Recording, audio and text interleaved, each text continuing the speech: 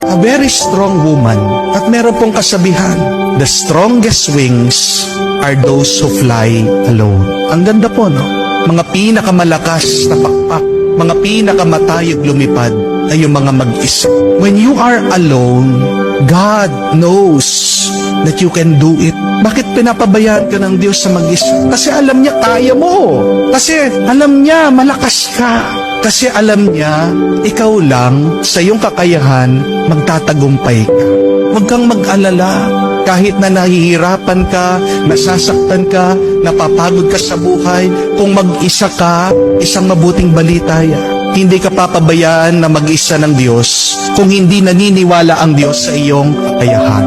Remember this, our pains teach us to be stronger. Our tears teach us to be braver. And our broken hearts teach us to be wiser.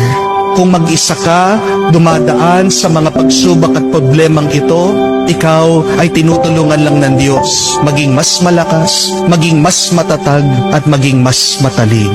Trust in your ability. Trust in yourself. Magtiwala ka sa sarili mo dahil nagtitiwala ang Diyos